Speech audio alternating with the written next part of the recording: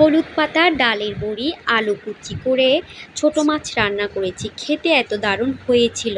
Hello সবাইকে, সবাইকে শুভ সকাল। প্রতিদিনের মতো আজকে চলে আসলাম, সকাল থেকে ব্লগটা শুরু করলাম। এই তো সকালবেলা আমরা নাস্তা করে নিলাম বিস্কিট দিয়ে। চাটা খেয়ে নেওয়ার পর তারপর আম খেলাম। আসলে এখন তো আমের সময়, আম না খেলে কি হয়, সকাল বিকাল আম খেতে অনেক বেশি ভালো লাগে। তো চা নাস্তা খেয়ে নিয়ে তারপরে তো ব্যালকনিতে কাঁচামরিচগুলো লাল হয়ে যাচ্ছিলো, তো এগুলো আমি তুলে আনলাম। তুলে আনার পর তারপর অনুশ্রীকে আমি সকালে ভাত খেতে দিয়ে দিলাম ডিম পোস্ট করে।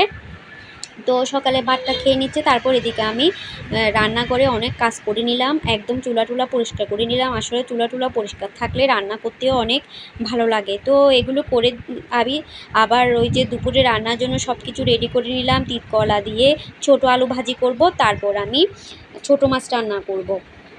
তারপর এদিকে আমি অনুশ্রীর জন্য বিকেলের জন্য দুধ গরম করতে গিয়েছিলাম। তো দেখতেছি দুধগুলো নষ্ট হয়ে গেছে, তো বাকি দুধগুলো আমি বসিয়ে রেখেছিলাম দইয়ের জন্য।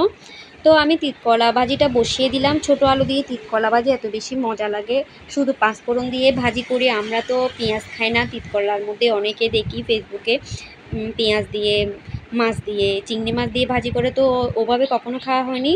তো এইদিকে আমি দুধটা সুন্দর করে একটা বক্সের মধ্যে ঢুকিয়ে বসিয়ে রেখে দিলাম, নষ্ট করে লাভ কি। তো এবার আমি মাছটা রান্না করে নিব, ছোট মাছ।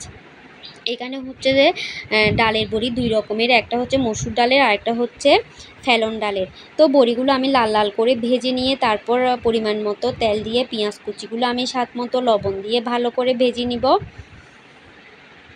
এভাবে আলু কুচি আর বড়ি দিয়ে হলুদ পাতা দিয়ে রান্না করলে এত বেশি মজা লাগে। আপনারা কখনো রান্না করে খেয়েছেন? না খেলে খেয়ে দেখবেন। তো এখানে আমি সব মশলাপাতি দিয়ে দিলাম। আদা জিরা বাটা কম ছিল, তো এখানে একটু জল দিয়ে আমি দিয়ে দিলাম, একসাথে কষিয়ে নিব।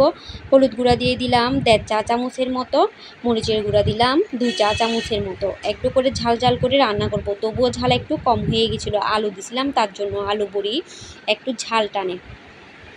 তো মশলাটা ভালো করে কষানো হয়ে গেছে। এবার আমি এখানে টমেটোগুলো দিয়ে দিব। টমেটোগুলো দিয়ে আমি আরেকটু কষিয়ে নিব।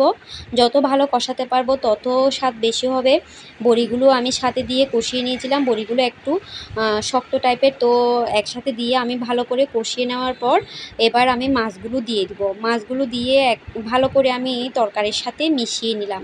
এবার আমি হলুদ পাতাগুলো দিয়ে দিব। হলুদ পাতা দিয়ে একদম ছোট মাছ রান্না করলে তৃপ্তি করে খেতে পারবেন। আসলে এত বেশি মজা হয়েছে, আমি বললেও মানে বলা হচ্ছে না, ওইরকম মনে হচ্ছে, এত বেশি স্বাদ হয়েছিল। হাজব্যান্ড বেশি নাম করতেছিল, বলছে যে আজকের ছোট মাছ রান্নাটা বেশি দারুণ হয়েছে। তো এবার হলুদ পাতা দিয়ে ভালো করে মিশিয়ে দিয়ে আমি তরকারিটা ফুটতে দিয়ে দিলাম। তরকারিটা ভালো করে ফুটে গেলে তারপর আমি নামিয়ে রাখবো। আসলে আজকে সকাল সকাল রান্নাবান্না করে নিয়েছি, কারণ আজকে ঘরের অনেক কাজ করব। আসলে পেজ চালাতে চালাতে ঘরের কাজে একদম মনোযোগ দিতে পারতেছি না। দেখুন ফ্যানের কি অবস্থা হয়েছে, মানে 2 দিন পর পর ফ্যানের মধ্যে এত ময়লা কোত্থেকে আসে আমি নিজেও বুঝতে পারি না। আপনাদেরও কি ওরকম হয়? তো ফ্যানটা আমি পরিষ্কার করে নিলাম। আরও অনেক কিছু কাজ করেছি ঘরের। আসলে আলমারিগুলো আমি অনেক সুন্দর করে পরিষ্কার করে রাখতাম পেজ খোলার আগে, তো এখন তেমন করা হয় না, ফাঁকিবাজ হয়ে গেছি।